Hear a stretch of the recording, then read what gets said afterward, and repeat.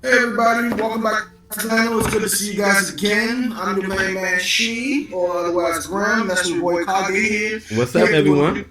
We here to start the sorry guys, Hold on. First off, I do want to apologize. Well, I want to apologize that we haven't been uploading like we should have been. We've been since school had let out. We both been busy a lot. I got my kids back full time.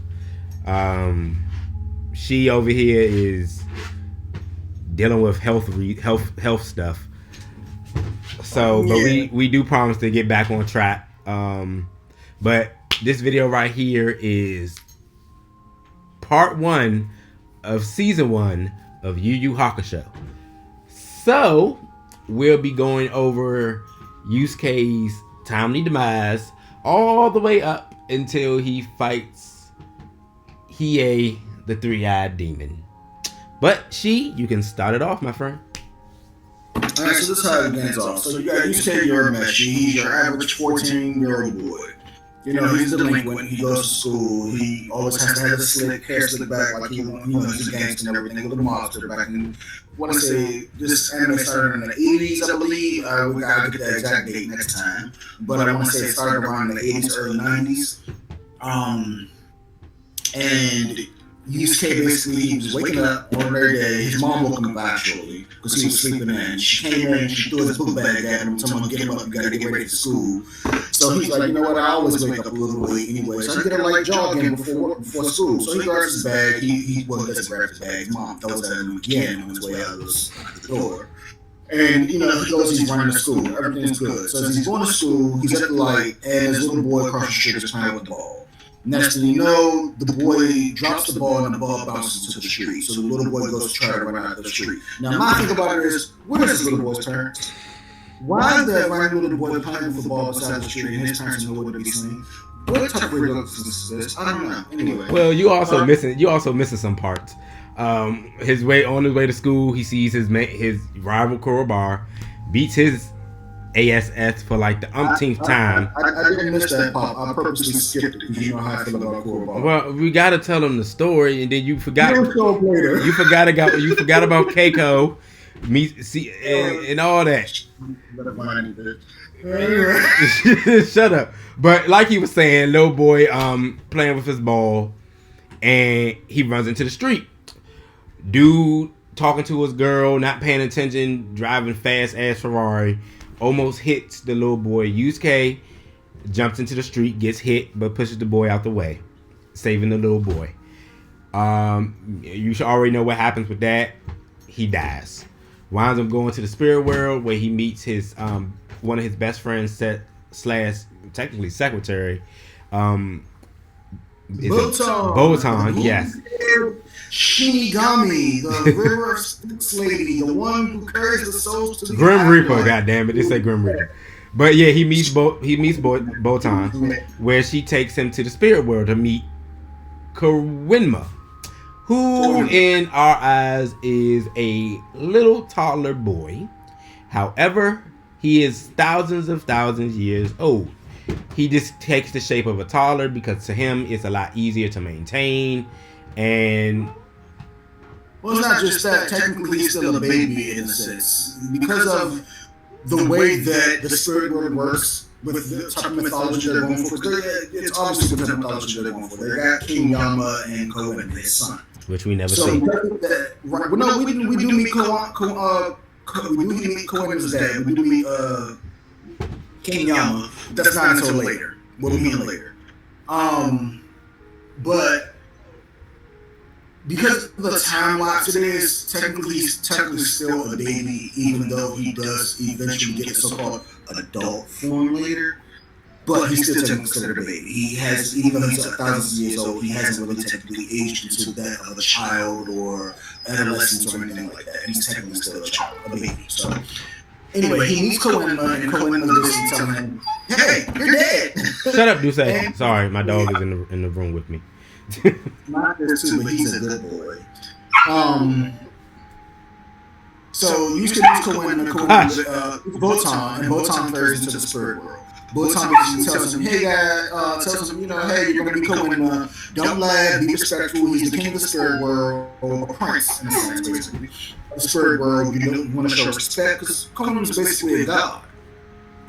So when he meets Koenma, he sees Koenma for the first time. Koenma turns around in his swiveling chair, and Koenma's a baby, and Yusuke laughs his ass off, holding his stomach, pointing, and then he gets whacked in the head by Botan with her oar because she doesn't have a scythe. Her scythe is to be an oar which she uses to fly around on. So yeah. And so she whacks him on the head, telling him to stop being disrespectful because he is technically the king of the spirit world or God in a sense. So what happens is Koenma basically tells him that he can come back to life since even though he was delinquent, he can't come back to life because he did something heroic, which is basically sacrificing his life for the little boys. So Koenma tells him he has an egg. This spirit is called a spirit egg. This is a golden egg. Now, this egg is going to feed off of his spirit energy, and depending. Now, but the thing about it is, it's going to take a while for the egg to hatch. So he tells him he's going to get the spirit egg. The spirit egg is going to hatch eventually, and it's going to turn into a spirit beast. Now, depending on how Yusuke lives his life after he comes back to life, depends on whether the spirit beast is going to come out evil or come out good. Now, the thing about the spirit beast is Yusuke, and Yusuke is the spirit beast. Think of it as a yin yang type of thing. It's his other half. Yep. So, in order to come back to life, though, that's entirely different. That's not related to the spirit egg. In order to come back to life, he must get someone who loves him to give him a kiss at midnight. Or was it at midnight? It was at midnight to give it. He had 24 hours to come back. When Botan tells him this and Koenma tells him this, he gets kind of hysterical because he doesn't know who to go to. He knows his mom loves him, but there's no way for him to interact with anyone because he's a ghost. But here comes Kurobar, not knowing that he has some hints of spiritual energy in him. Yusuke is able to possess him and find Keiko, which is his. We all knew that was his girlfriend, but they never wanted to adjust that they was together or not in the show. Not until later on. Yeah, Kurobar tries to talk to Keiko, but she smacks the living tar out of him. But he tried to explain that it's him, Yusuke, and she was like, if that's really you, then tell me something that he would only know. So he tells her what he knows, and he was like, I need you or my mom or someone to give me a kiss. Or he asked her really to give him a kiss before midnight so that he can come back. Going back into in the future for a little bit, they have a wake for him. His mom during that time period, I don't know what it was with Japan and parents, but they always had them as like typical drunks and alcoholics. Was drunk, crying over her son's grave, wishing that she was a better mom. The little boy that he saved, his mom and him came and he said thank you. He apologized for not paying attention. Cool. And the only teacher who actually cared for Yusuke, which was actually the principal of his school. The only person in that entire school who actually cared for Yusuke's well-being, whether Yusuke passed or graduated, actually showed Yusuke the discipline he needed, was this principal. He showed up and he brought a lot of the students and the one teacher who despised Yusuke and the other faculty to there to show their respects. And I just remember we skipped a whole part. We'll go back. We'll cover that in the next video, guys. It's still in the beginning, but we'll just kind of. I'll just go back. I'm gonna put this on pause and let you guys know. So there was a part at the very beginning where, actually no, we did skip a part. Actually, I'm sorry, I stand corrected. We did skip a part. Okay. Anyway, like we were saying. They had a week, and one of the students, I believe, or someone who was, they decided to throw a bottle after what Yusuke's wake. It was a Molotov basically. One of the rival gangs that Yusuke used to fight, and let's just say this real quick. Yusuke was a delinquent. However, he wasn't a typical delinquent. He was extremely smart. He was smart. He has brains and brawn. Now, you normally don't find that a lot in anime characters. You know, they either have one or the other.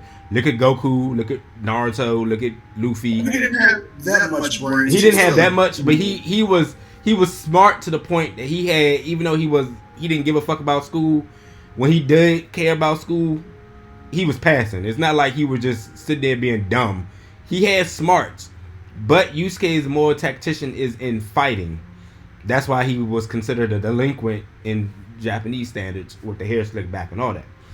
But like she said, someone threw a Molotov in there, which caused the house to get on fire. Everyone runs out. Keiko goes back in there to try to get his body out because she's like, if we don't get his body out, he can't come back. The mom looking at him like, he's dead. What are you talking about? Kurobar understands what Keiko was talking about because Yusuke went into his body and he was able to feel Yusuke. So they both go in there. Yeah, they both go in there to save him. Push comes to shove. Keiko gets blocked in by a beam that so Kurobar can't help. So she just says, "Fuck it. If you're gonna die, then I'm gonna die with you." And it's weird because she kissed this man at 11:59 on the dot. He got his new place and everything. Yeah. Which he ended up saving her. So because the spirit egg wound up hatching. Energy that the spirit egg consumed from Yusuke, it would have hatched sooner, but because he used some of the spirit energy from the spirit egg to save her life, it also and it wasn't midnight when she kissed. It was 11:59 when she kissed him, but it wasn't during the fire. Remember, the fire happened. They got him out and then they got a new place. And so then when he was inside the new place, and that's when she kissed him at 11:59. Now that's the thing though. During the fire, Yusuke used some of the spirit energy that his egg had absorbed from him in order to save Keiko. Now because he also used that, it was also considered a sacrifice. So he thought he was going to come back, but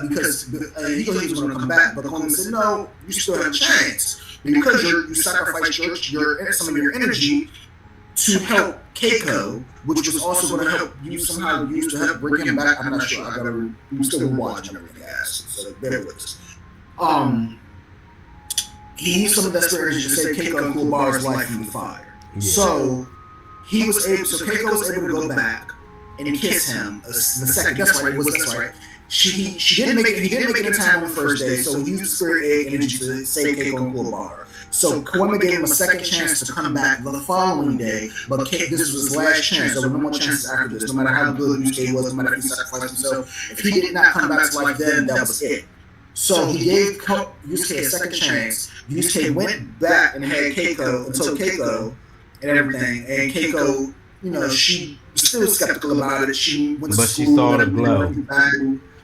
And then she ended up coming back and she ended up kissing him at 11:59, which ended up bringing him back just on time.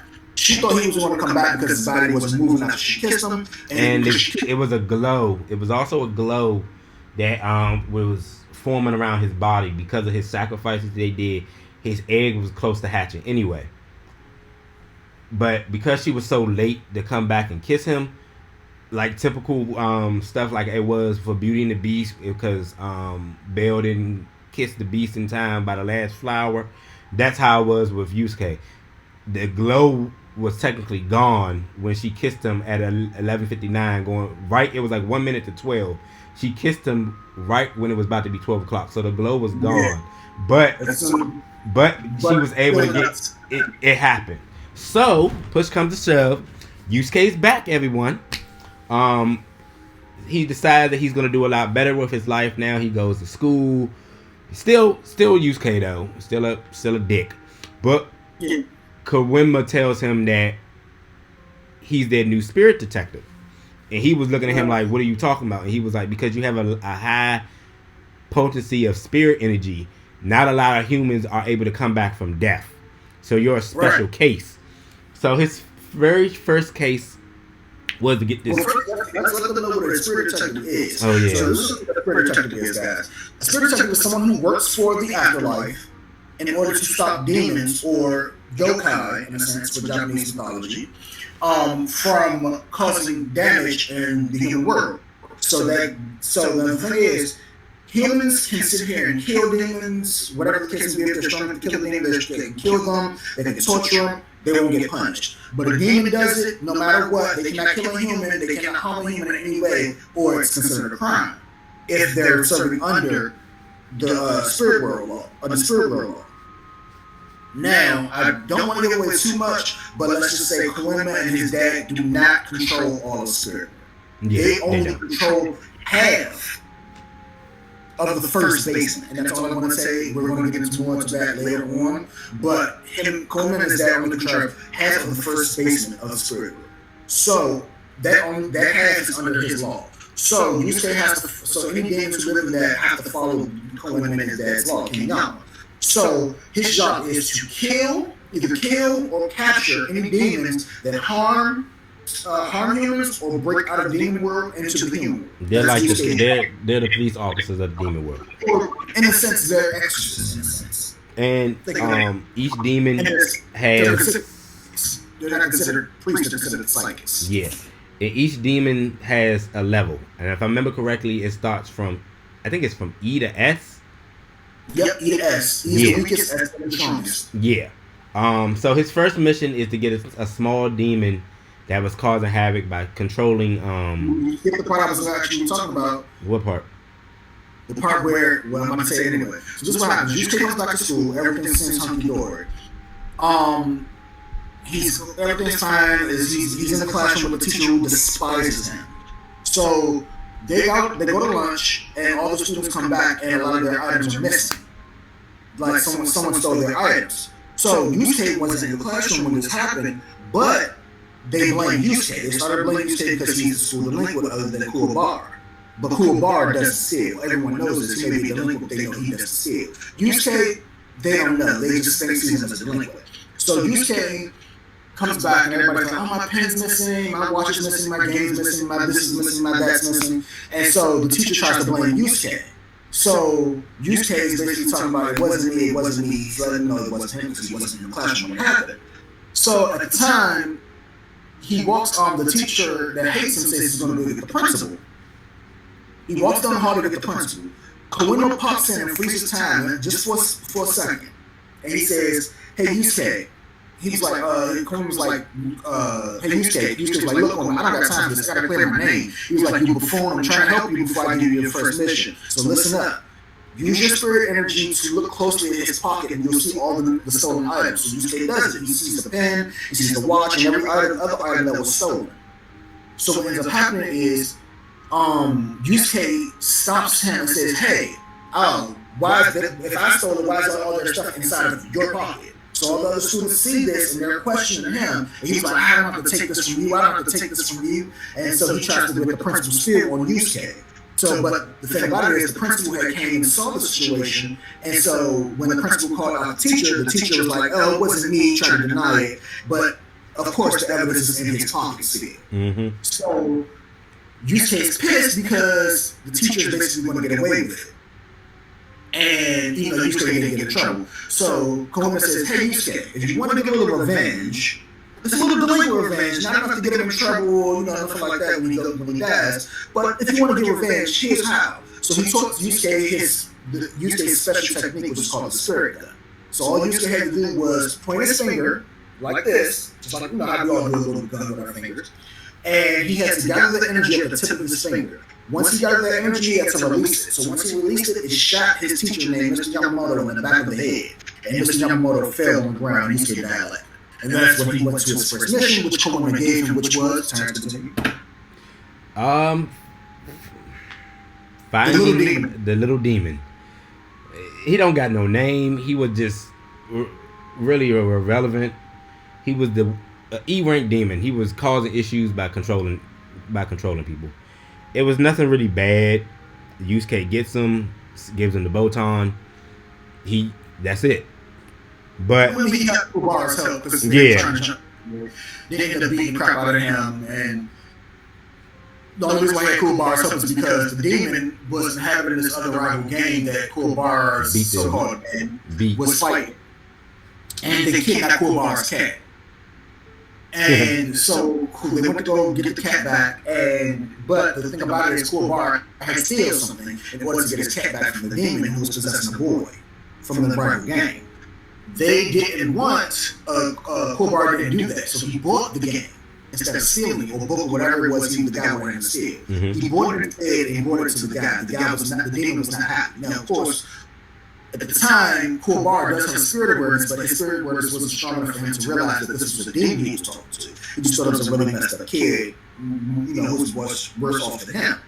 So the guy said, "No, I told you to steal it." So now we're gonna have a problem. So they try to. So Yusuke sees it. He ends up getting, of course, because Yusuke's tracking this demon. The demon's not a kid. He ends up tracking Kuwabara and finds out what's going on. So he ends up helping Kuwabara to let him out about liking cats. And they beat the guy up, and Yusuke gets the demon. He gets the Botan. Botan takes the demon to the spirit world, and that's the end of the first demon. It's not. It was really uneventful. It was not really awesome. Really. So next part is the three monsters. Okay. So in the beginning of the episode, Botan gives Yusuke. Well, he gave Yusuke. We forgot one part, but in order for Yusuke to see demons, because he's still technically human and his spiritual power isn't that strong, she gave him an item called the Psychic Spyglass.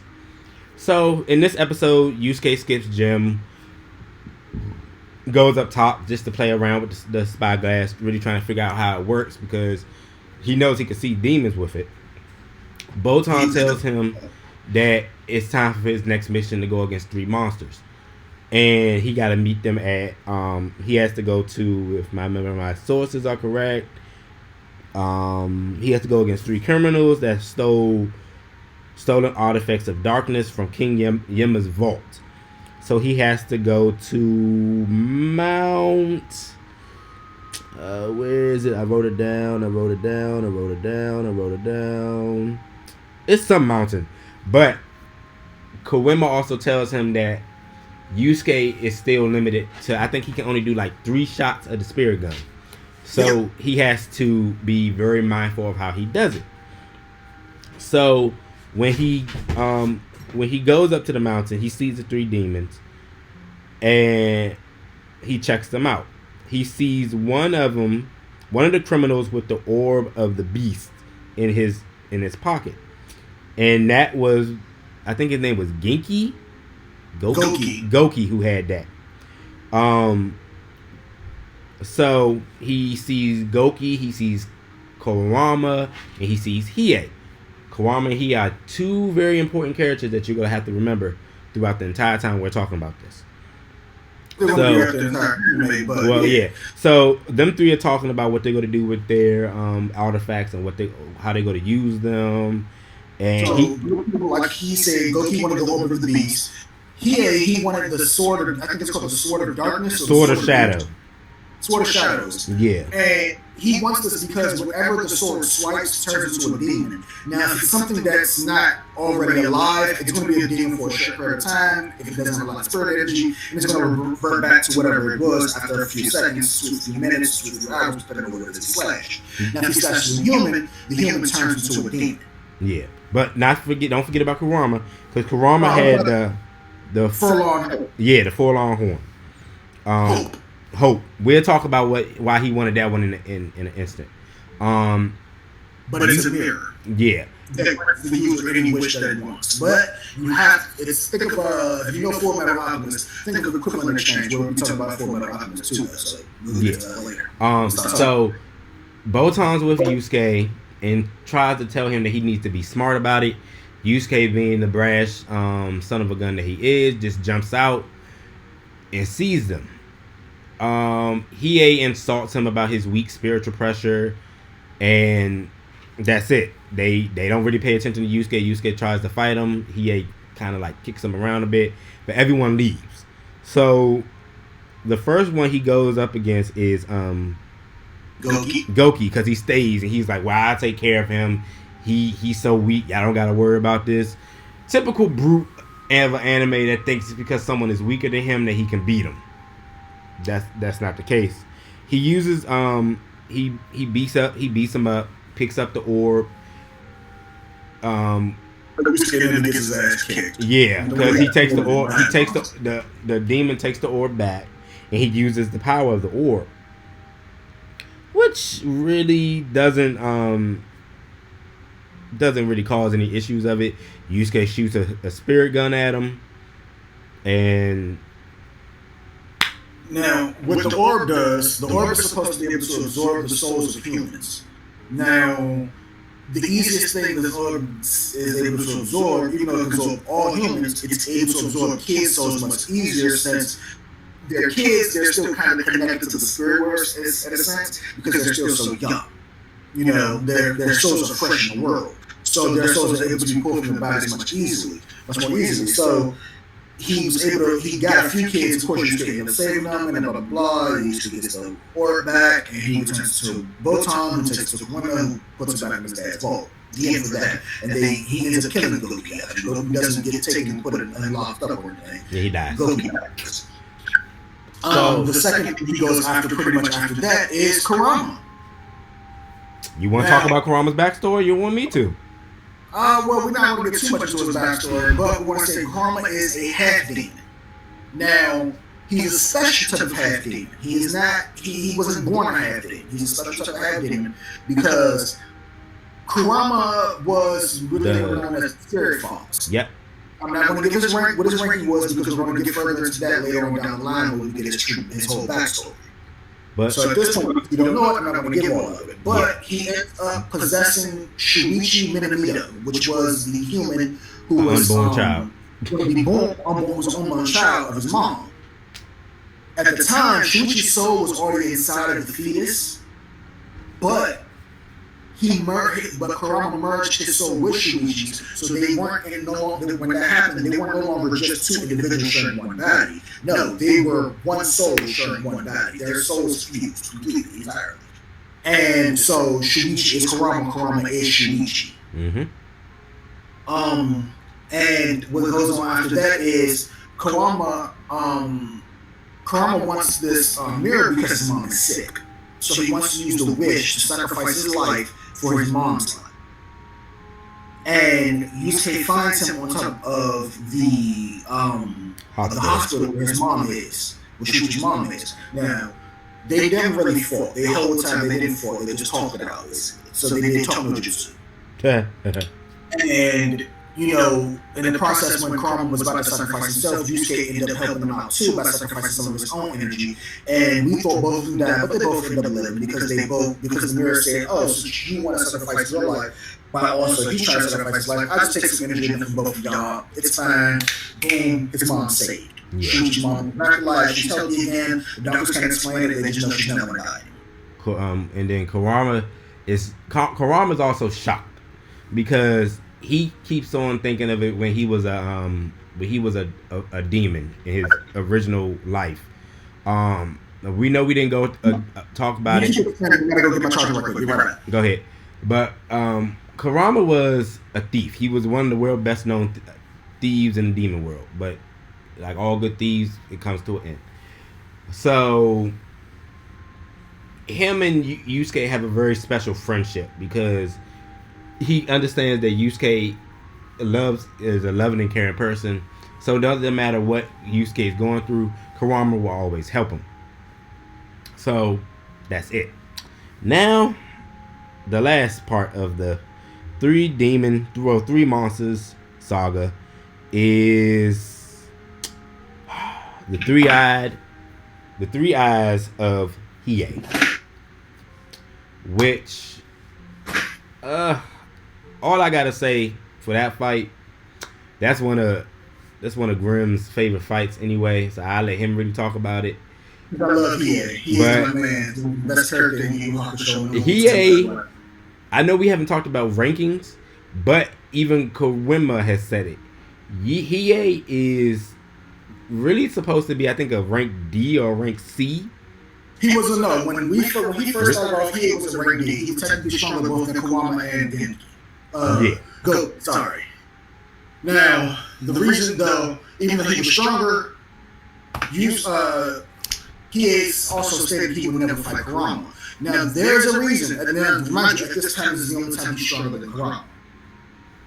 I'm not going to explain why, I'm not going to tell you why, because we're going to get further into that later down the line. We explain more into the backstory of Hiei and Kurama. I said a little bit, but it wasn't a lot. I just told him that he was a thief. Yeah. He didn't want to fight Kurama because he said because Kurama's so cunning and so deadly. Kurama makes you think you're winning when you're not. Yeah. He plays with it. It's pretty much like an animal playing with his food because he's a fox spirit. And so, if you pay attention to the group, in their group, Kurama is the tactician. He is the tactician of their group. Hiei and Yusuke are the bronze. Kurabara is. Put it this way: Hiei is the speed, Kurama is the tactician. Yusuke is the bronze, and Kurabara is Kurabara. Yeah, not saying Kurabara sucks, but he gets his. He's like the special member of the group. But when it comes to mind over matter, Kurama can't be beat. A lot of demons think of Kurama as a little bit of a pushover until they find out what his true form is. But we'll go into that later. But go ahead and talk about the 3-eyed Hiei. So anyway, Hiei is basically saying he wanted to fight him because of, like we said, Kurama's genius. He's a tactical genius. So that's one of the reasons why. Plus, on top of that, he's ruthless. Kurama does not believe in mercy. He may look like he's this beautiful redhead guy. You would think, oh, he believes in mercy. If I plead for my life, no. And he'll tell you straight to your face, no, I don't believe in mercy, and he'll cut your head off. So, but anyway, Hiei's backstories, can't get too much into that because it's also explained later on, and it's also it's better to wait until then, so I can't give too much away. But Hiei does have a sister, and this is his twin sister. Yeah. And don't want to give too much away. Don't give a lot of it away until later on because I know where you're going. I know where you're going but it's going to play a pivotal role when we go into part 2 of season 1. Exactly. But exactly. So, yeah. Hiei has a sister. Let's just say Hiei hates a certain type of demons. Yeah. You'll find that out later on. He lives by a certain type of code, and it's his own personal code. There's not like the code of the swordsman or the code of the ninja, none of that. No, he lives by his own personal code of honor, and depending on what he likes and what he dislikes, it depends on how he's going to react to certain demons. So, he ends up fighting Yusuke, and now I'm just going over some of the abilities. Now, if you've seen Death Battle, you've seen the fight between Hiei and Sasuke, and Hiei was the rightful winner. Yeah. And there's a reason for that. Every single ability the Death Battle scene. Hiei's third eye is not a real eye. It's called the Jagan eye. It's an artificial implant. And it enhances his mental abilities, so he has telekinesis, he can read minds, he can use illusions, he can summon different flames. He can summon the flame of the spirit world, the flame of the immortal world, or the flame of the demon world, which we'll get into that one, but he doesn't have that ability just yet. He has the ability of mind control. He has a plethora of abilities just with this one eye on. Yeah. And so when Hiei was, when Yusuke and Hiei first started fighting, Hiei was turning people using the sword of shadows to turn people into demons, and he sliced Keiko with it, and Keiko was becoming a demon. Wrong thing to do. Right now, Yusuke, of course, just put Yusuke in the corner, kind of because he didn't want to hurt Keiko or any of the other humans. He didn't want to hurt them at all, not even knock them out. Which is still impossible because even if you try to knock him out, he would wake them up using his telekinesis, using his mind control powers, and have them attack Yusuke all over. So, in order for Yusuke to transform them back, he had to get the sword of shadows from Hiei, break off the hilt, and use the antidote inside the hilt in order to turn them back into humans. Mm-hmm. But he had to do this for a certain amount of time, or they will remain demons forever. Now, this whole time, he ain't never really liked to show his full demon form because he finds it repulsive. He doesn't like it. He is the type of guy he likes to finesse. You know, he's a suave character everybody fucks with. He has a bad temper, but he knows how to control it depending on the situation. So, he got pissed with Yusuke, and he ends up turning into this all green. His body turns green and gets scaly. And then because of the Jagan eye, he has eyes that form all over his body. Now, he can't see with every single one of these eyes. Just because the Jagan eye is prosthetic and it's not a real eye, doesn't mean he cannot see out of it. Because he can also see into the future and use it for farsighting and seeing things for a far greater distance. Like, he can see, I think they said a maximum 50 to 100 kilometers away from his point. Yeah, it's so bad that Yusuke used 2 of his shots and he dodged it like it was no tomorrow. He had to be real strategic with the last shot, which defeated Hiei. However, Hiei is no pushover. He was beating the living crap out of Yusuke. Because of the speed. Yusuke couldn't keep up with the speed. That's why Hiei is the literal... I mean, he's technically Sasuke in a sense. He's the first Sasuke. Your man's speed is unbelievable. His swordsmanship is impeccable. Yeah, not saying that he was the best, because there was not going into details, but there are some demons who are faster and better, which he had to learn how to be. You know, yeah. But, yeah. So that fight, Yusuke had to be real smart and strategic. He used his last spirit gun. And it's funny how it happens, because he shoots Hiei in the fucking eye. Yeah, in the Jagan eye. Yeah, in the Jagan eye, which caused him to lose. He still has it. He still uses it. But that's how he won. So, out of all 3 of them, Goki is the only one that died. Kurama and Hiei went to jail, but they got out. Yeah, we'll talk about that next time. Yeah, we'll talk about that next time. But yeah, so they went to jail, and that was it for that part of Yusuke started as a spirit detective. So we're going to end it off here, you guys. On the next episode, we're going to talk about part 2 of season 1. Where he starts a tournament to become his mentor's Genkai's new apprentice, and about the sacred beast of the demon world. We'll get into more details on the next episode. It won't be that long. Probably come out like maybe sometime next week, or probably next week. So I just want to say, see you later. Wait, we gotta announce the other video that we're going to do. You can't just let them go like that. Gotta rip their souls more. So, as you guys know, we'll, of course, do more videos. So, we do have another video that's going to be released. We might do it today, we might do it tomorrow. We're not 100% sure just yet. But we're going to basically be doing a quick 5-minute video of basically a recap not a recap, basically, but a breakdown, a quick 5-minute breakdown of the show Invincible. My dad was the one who actually told me to check this out. I have yet to watch it. I need to. I keep procrastinating. I watched episode 1.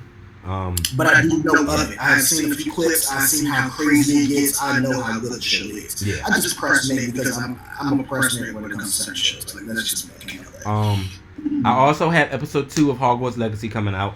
I've already recorded it. I just need to edit it and add my audio to it, because a lot of people told me that they liked the way I did the first video, but it was an echo in it. I think I can fix that where I can still do a recording and talk, and that the echo won't be that bad. But I want to see about the other way I'm doing it. It is time consuming, but I will have that episode out no later than hopefully by this weekend, because I'm probably working on it tonight or tomorrow. It's just a lot that's going on with me being a full-time dad and having my kids back. So please bear with me. I also have other video games I want to probably start playing. I may do 2 Let's Plays on the channel at the same time. I don't know. Depends on how I feel. And depends on how, yeah. And I will be doing a video starting off. So this is a manga I started from. They haven't got an anime for it. I am not going to try to pronounce this whole name, but it's too long. It is an isekai though. But it's actually one of the two isekais I will probably be talking about myself in terms of talking about it. This one I know he probably won't because I don't think he's read. Yeah, Kage hasn't read this one, but it's about a guy who dies. He's a doctor, and he gets reincarnated in the world as a bacteria, a little bacteria, and he takes over. His now, of course, it's the normal trope of if I eat or I can copy someone's abilities, yes, but that's because it's a virus and they go version. It's for him. It's not a skill. It's more of a symptom because he's a bacteria. So he's able to have different symptoms, and he's able to implement those symptoms on other people and himself. But he can take over bodies. He's never really dead unless they discover. But since he's in the world of magic and swords, which he can also use magic even as a bacteria as well. But since he's in the world of magic and swords, they don't know about that. So he's pretty much immortal. Yeah. Well, until that world's completely obliterated. But he's pretty much immortal, or he lets him become a god. I don't know. I haven't finished reading it. Okay. The other one I'm going to read is called So What? I'm a Spider. I will talk about that too. I love that show. So, I don't want to give a quick breakdown, but pretty much this girl, she's a high school girl, she dies, she comes back as a spider. I'm just going to say that. All I have to say is the way the anime goes is confusing as hell. Because the way that it goes, it makes it seem like everything is happening at the same time period. But then you find out it's not towards the end. And you are going to be looking at it like, what the fuck? I'm confused. I'm still confused. I think that's why I'm here for you guys. Yeah, he could deal with that. I will say this about the anime. There's one thing I do not like about it. It's only one. And I despise when they do this in anime because I feel like you're no longer a mangaka when you do this. They're putting CGI in it. It's like certain fighting scenes are CGI, and I don't like that in anime. No.